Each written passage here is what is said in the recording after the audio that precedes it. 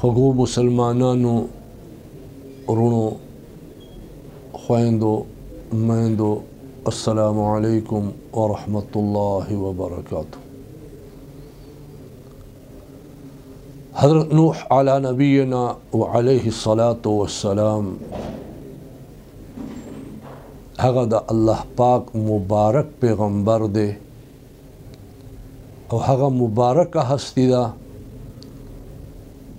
چې 9.5 کاله د خپل قوم د لاسه وهل ټکول مونده کړل برداشت یې کړل، خو د الله تبارک وتعالی د نوم اوچتول نو د پاره همیشه داعی کردار یې ادا کو.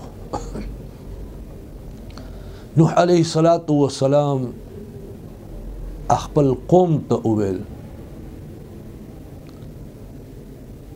چې تاسو الله پاک جل جلاله امنواله نه بخنه وغواړئ. دا ډېر لوی ګناهو بخونکی ذات دی. دی به نه صرف دا چې ستاسو ګناهونه معاف کړي بلکې نعمتونه به په تاسو باندې راووروي. یرسل السماء علیکم مدرارا، په شیبو شیبو به باران په تاسو راووروي. لګاتار باران به په تاسو راووروي، پرلپسې باران به په تاسو راووروي. په مالونو سره اولادونو سره به ستاسو مدد وکړي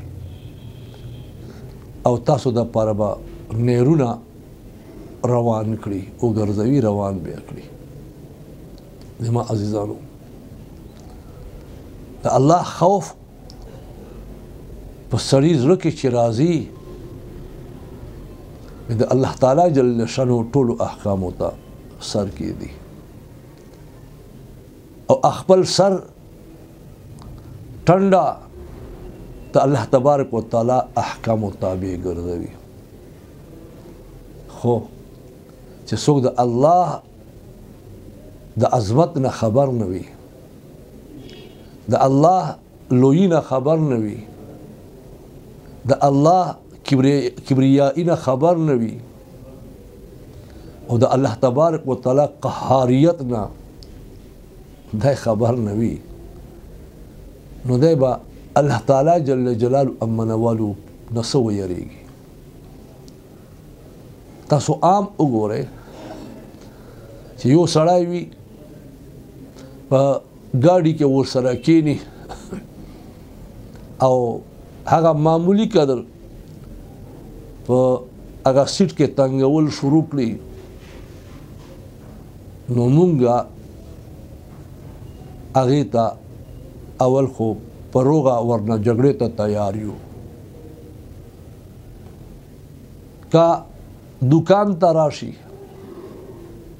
زمونږ دفتر ته راشي او لږ بې وصولي کوي، نو مونږ ته وایي ورور جان خفه کېږه مه، په تا سودا نه خرڅوم. خو که دا کس راته ووایي چې وروره جانه زه خو د ستاسو د تاڼې SHO یمه، نو بیا مونږ فوراً رویه بدله شي. زه د دې علاقې DSP یمه یا زه د دې ښار او د دې ضلعې SP SSP یمه او کارډ یې درته ښکاره کړو اعتماد دپاره، نو مونږ تاسو فوراً ورته وایو چې خفه نه شئ. مې نه پېژندلی بیا خولیر باندې ماتې شي. مخکې مو پېژندلی نه و، جګړې ته ورسره تیار و، اوس مو وپېژندلو، بې ادبي په ظاهره باندې ده کړې ده، ما او تا ترې نه غواړو. ولې اول مو پېژندلی نه، اوس مو پېژندلو.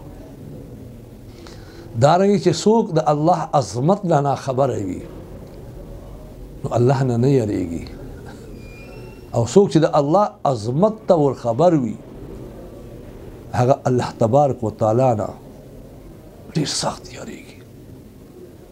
ورکوټې ګناه دې کس ته داسې ښکاري لکه غر یې په سر پروت وي او نه یریدونکي د غره هومره ګناه هم پروا نه وي. دې وجې نه مونږ ته د اولیاء الله صحبت اختیارول پکار دي. د دیندارو خلقو سره ناسته پکار ده چې د الله بڑائی زما ستا په سینې کې راشي او بیا چې الله تبارک وتعالی بڑائی زما ستا په سینې کې راشي بیا به ما او تا په خپلو ګناهونو باندې ندامت اختیارولی شو، په خپلو خطایګانو باندې به بیا ما او تا الله تعالی جل شانو ته جړلی شو.